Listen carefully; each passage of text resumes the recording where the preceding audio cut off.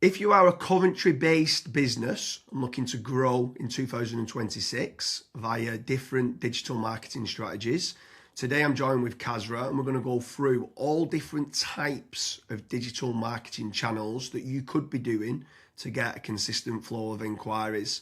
These digital marketing strategies could include using freelance lead generation companies, tradesman websites. It could be doing PPC, whether that's Google AdWords or on Bing. It could be social media, it could be organic SEO, it could be AI visibility. There's so many different marketing strategies that you could be doing if you're based in Coventry. However, there's so much noise out there about AI and the LLMs and what you should be doing to get the best type of leads. So Kazra, to start with, before we get into the digital marketing strategies, what advice would you give to a business owner based in Coventry? So the number one piece of advice that I would give to a company based in Coventry would be go and set up some KPIs. Myself and James, we're going to be talking about 10 plus different digital marketing strategies. That's not to say that you need to do all 10. You might decide, okay, I'm going to do a couple of these different marketing strategies. But before you even get to that stage, you want to set up KPIs of how much you are looking to spend, how much the conversion rates are. So you might be testing out two different digital marketing strategies. You want to figure out, okay, which one's actually converting at a higher rate. And also, what's your return on spend as well? So if you're spending £1,000 on SEO and £1,000 on ChatGPT, which one is actually getting you a much higher return on your money as well? So James, take it away with the first marketing strategy. So step number one for me has got to be branding or brand SEO and making certain that you're looking good online, you've got a strong reputation. I think everything needs to start, the foundations need to start with a positive kind of brand SERP of who you are and what you do. So a SERP stands for search engine results page, and getting that branding right across the board then can lead on to other things of what you can be doing. It will improve your conversion rate on paid ads or social media. Any leads that you get in, the conversion rate would be good. If at the 11th hour, they're going to decide who you're going to go with, branding, I think, becomes very, very important. So I'd say that's the first thing that people need to get right for all digital marketing strategies. My next strategy is going to be AI visibility. I feel like more and more companies are actually looking into this. So what does ChatGPT, Claude, Gemini, Grok, Perplexity say about your brand or about your business? Is it a positive thing or is it a negative thing? And also trying to figure out what it says about your competitors as well. And obviously trying to improve that's really important. Some people call it AI SEO, some people call it GEO, some people call it LLM optimization. But this is going to be a big thing in 2026 and also in the years to come as well. Yeah, I think that's a huge strategy that people need to be looking at with regards to artificial intelligence. More and more people are obviously using AI.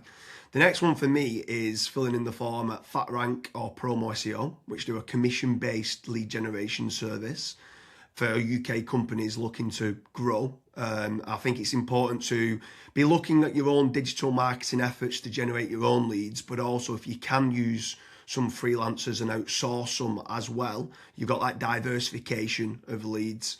So head on over to fatrank.com, fill in the form and see whether they can help you with a no risk supply of inquiries. Promise you'll also do a very similar performance-based lead generation service as well that you might want to fill in the form with there, and just double check whether you can go and get a third-party lead generation company to top up and start generating you some leads for your business to grow in 2026.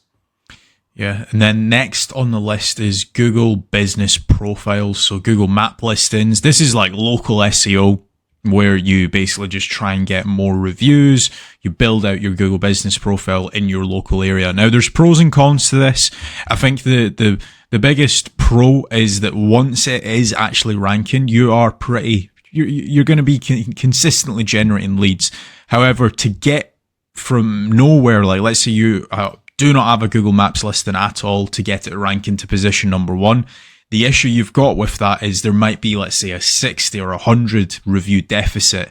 And to obviously get those reviews, you need leads. So it's one of those things. It's like the chicken and the egg.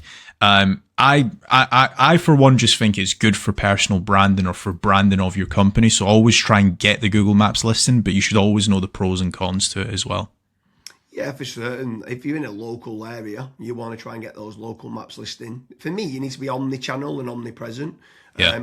I think the next part is SEO in general, so organic SEO. Can you be building up your website to try and get your website ranking better? If you are in local area, you might want to do your service with the area of where you cover. So like plumbing in Manchester, create a page for that. Hopefully then share that on the Google business profile of what you mentioned. But trying to get organic rankings, the amount of search volume that people are out there searching for different services of what you do, or it could be some blog posts that you could be doing as well. There's different strategies on there that you can be doing, but ideally you want good quality content, build up topical authority, and try and get some third-party backlinks to power up the site to get those organic SEO rankings. I think that's another big part that you need to be doing as part of your digital marketing strategies in 2026. Yeah, and then the next one, which kind of ties back to what you were saying before, James, is obviously organic social media. Now, organic social media, I think it's more of a numbers game. So try to create good content that your audience would actually view. Like I see this time and time again where I look at brands and they've just published maybe 4 or 5 posts on their Instagram profile and they've not been active for 3 years, right? That's not going to drive you sales. But if you can do how-tos, if you can do guides, maybe you can do before and afters, right? If you can do content like that, that way people will see you on socials and they will actually click to actually figure out more about you, fill in the contact form. The caveat to organic social media, yes, it's free to do. It's not like PPC, for example, but it is very much a numbers game. So you want to be consistently uploading, maybe not every day, but at least 3 or 4 times a week. Yeah, for sure. On the subject of social media, paid social ads as well is massive. I'm a massive advocate of the kind of the dollar a day strategy of what people talk about. So if you are going to be taking the time to be posting every day, like you mentioned there for organic social media, just spending a few pounds on those posts and boosting it. So getting case studies, any awards that you've won as well for reputation and starting boosting that. You can also be running retargeting ads. So if anyone's clicked through to your website, you can be running retargeting, which is paid social as well. Different places like Meta, so whether that's Facebook and Instagram, you've got Twitter, you've got YouTube, you can be running Pinterest, you can even run in places like Reddit as well for paid ads. And I think paid social media is still an untapped market for digital marketing strategies. Yeah. The next one is it's probably a love-hate relationship. It's PPC, right? Google AdWords or doing it on Bing, wherever. That's basically the sponsored results. So if you search for a service, it's above local SEO. Now, I have spoken, and both myself and James, we've both spoken to so many business owners that are either they've spent 10, 15, 20,000 pound on it, and they've not had a single result, or they might have had a few leads and it's just not been of quality. Or you've got other guys that have spent hundreds of thousands on it and they're like, it's the best thing that's ever happened to my business. Now, the reason why people are either they absolutely love it or they absolutely hate it is probably down to how it's been set up. Like there's so many different nuances to PPC. Like for example, having a really proactive negative keyword list. Making certain that you have a set of banned IPs. Like, for example, your competitors could be clicking on your ads and that's deemed as what's called click fraud. Making certain that you've got a high converting landing page. Making certain that you KPI your sales team. So when a PPC lead comes in, that is one of the first priorities that they actually take when it comes to contacting the lead. There's all of these different nuances, and if you're not on the ball with PPC, it's probably not going to work for your business. However, if you've got a really good, well-refined sales team, you've got a really good landing page, you've got a well-kept, up-to-date negative keyword list, you are using click fraud software, at that point, it will actually probably perform well for you. But again, just know the pros and cons to PPC. Yeah, for sure. There's certainly pros and cons. There's benefits of using it to get instant leads, but like you said, the amount of people that we speak to that have burnt a lot of budget and not had the inquiries and stuff that's come through as part of the digital marketing is pretty scary. While we're on the subject of paid, obviously we spoke about paid social ads, and now you've spoke there about PPC with Google or Bing. I'm going to throw in the mix paid ads on AI platforms. It's not fully rolled out as we're doing this video, but I know that ChatGPT are looking to try and roll out ChatGPT ads. Claude, Perplexity, other kind of LLMs might start rolling it out in 2026. I think if you're one of the early adopters and innovators to get on there, I think you could be getting cheap leads or cheap contact form submissions. So it's something to look out for of doing paid AI listings and ads. I think that could be something to look out for in 2026. Next on the list, and this is a little bit out of control. You do obviously have like forums that you can get your brand mentioned in, like for example, Reddit and Quora. That very much comes down to the after fact. Like, where are your customers that you've been dealing with previously? Are they actually raving and shouting about you? If they are, then that's a very good resource of getting other people recommending you.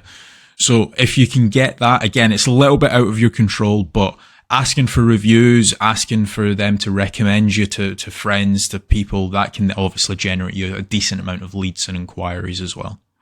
Yeah, for sure. And the add-on benefits to places like Reddit is that it's getting cited so much now in the AI overviews. So when you spoke there early on about AI visibility, if you can try to get a positive kind of lot of people talking about the products and services of what you do and some reviews on there, it's indirectly then going to help you, or directly actually is going to help you with AI visibility. And then the last one for me is tradesman websites, so like Check a Trade, Bark, or teaming up with a third party lead generation company. Something I would say with all of these practices, Kazza touched on earlier about making certain that you understand your KPIs and your ROAS, return on ad spend. I think it's very important for business owners that are doing any sort of digital marketing to be tracking how much time and effort's being put into, let's say, running organic social media or running paid ads. Everything should have KPIs put in place. And this is exactly the same then with tradesman websites like Check a Trade, Bark, Rated People, My Builder. These could all be amazing platforms to generate leads that could get you a positive return on investment. And if you do, you should continue to be using those platforms. There's certain lead generation companies out there as well that could generate you quite a lot of leads. They could be using organic SEO or PPC or social media ads to generate you those leads. But if they are getting you a positive return on investment, again, I'm all for it as part of your digital marketing strategies. But I just want to repeat one more time with regards to FatRank and Promo SEO. They do lead generation and they guarantee a return on investment. It's a commission-based lead generation service or performance-based lead generation service. So make sure you head on over there, fill in the form. That could just be one part of generating leads of many. You should be trying to generate your own. You should never have a single point of failure, and you should be trying to get that diversification. But make sure you head on over to Promo SEO or FatRank lead generation service as part of your digital marketing efforts in 2026. Thank you very much, Kazra.